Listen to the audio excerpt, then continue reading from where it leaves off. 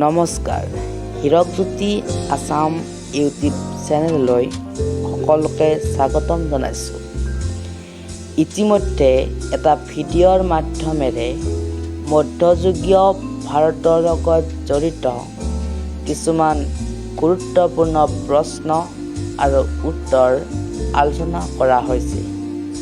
আৰু আজি মধ্যযুগীয় ভাৰতৰ লগত জড়িত আন কেইটামান গুৰুত্বপূৰ্ণ প্ৰশ্ন আৰু উত্তৰ আলোচনা কৰিবলৈ ওলাইছোঁ।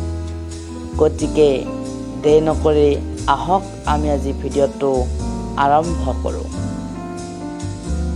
1 নম্বৰ কুৱেশ্যনটো হৈছে আকবৰে প্ৰৱৰ্তন কৰা ধৰ্মীয় শাখাটোৰ নাম কি? এনচাৰটো হৈছে দিন-ই-ইলাহী হ'ল আকবৰে প্ৰৱৰ্তন কৰা ধৰ্মীয় শাখাটোৰ নাম। 2 নম্বৰ কুৱেশ্যনটো হৈছে কোনজন পণ্ডিতে আইন-ই-আকবৰী নামৰ গ্ৰন্থখন লিখিছিল? এনচাৰটো হৈছে আব্দুল ফজলে আইন-ই-আকবৰী নামৰ গ্ৰন্থখন লিখিছিল। 3 নম্বৰ কুৱেশ্যনটো হৈছে জাহাংগীৰে লিখা আত্মজীৱনীখনৰ নাম কি? এনচাৰটো হৈছে দুজক-ই-জাহাংগীৰী হ'ল জাহাংগীৰে লিখা আত্মজীৱনীখনৰ নাম।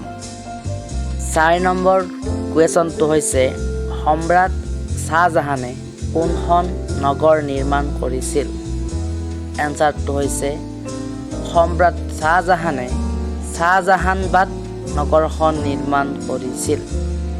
5 নম্বৰ কুৱেশ্যনটো হৈছে কোন খ্ৰীষ্টাব্দত শ্বাহজাহানে আগ্ৰাৰ পৰা দিল্লীলৈ ৰাজধানী স্থানান্তৰিত কৰিছিল? এনচাৰটো হৈছে 1648 খ্ৰীষ্টাব্দত শ্বাহজাহানে আগ্ৰাৰ পৰা দিল্লীলৈ ৰাজধানী স্থানান্তৰিত কৰিছিল। 6 নম্বৰ কুৱেশ্যনটো হ'ল শিৱাজীক ঔৰংজেবে আটক কৰা অৱস্থাৰ পৰা মুক্ত কৰাত কোনে সহায় কৰিছিল? এনচাৰটো হৈছে শ্বাহজাহানে সহায় কৰিছিল। 7 নম্বৰ কুৱেশ্যনটো হৈছে ভাস্কো দা গামাই কেতিয়া ভাৰতমুখী সমুদ্ৰপথ আৱিষ্কাৰ কৰিছিল? এনচাৰটো হৈছে 1498 খ্ৰীষ্টাব্দত ভাস্কো দা গামাই ভাৰতমুখী সমুদ্ৰপথ আৱিষ্কাৰ কৰিছিল। 8 নম্বৰ কুৱেশ্যনটো হৈছে কোনজন মোগল সম্ৰাটৰ ৰাজত্বকালক মোগল বংশৰ সোণালী যুগ হিচাপে আখ্যা দিয়া হয়? এনচাৰটো হৈছে মোগল সম্ৰাট শ্বাহজাহানৰ ৰাজত্বকালক মোগল বংশৰ সোণালী যুগ হিচাপে আখ্যা দিয়া হয়। 9 নম্বৰ কুৱেশ্যনটো হৈছে ভাৰতত কোনে প্ৰথম মুদ্ৰাৰ প্ৰচলন কৰিছিল?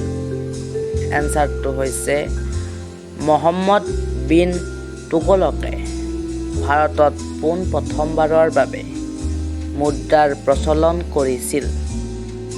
10 নম্বৰ কুৱেশ্যনটো হৈছে ময়ূৰ সিংহাসনত বহা অন্তিমজন মোগল সম্ৰাটৰ নাম কি?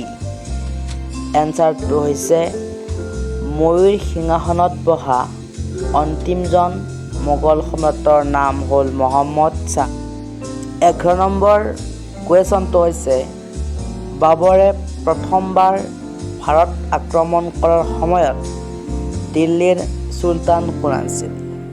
এনচাৰটো হৈছে বাবৰে প্ৰথমবাৰ ভাৰত আক্ৰমণ কৰাৰ সময়ত দিল্লীৰ চুলতানজন আছিল ইব্ৰাহিম লোদী।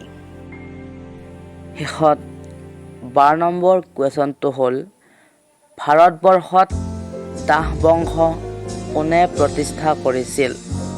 এনচাৰটো হৈছে কুতুবুদ্দিন আইবাকে ভাৰতবৰ্ষত দাস বংশ প্ৰতিষ্ঠা কৰিছিল।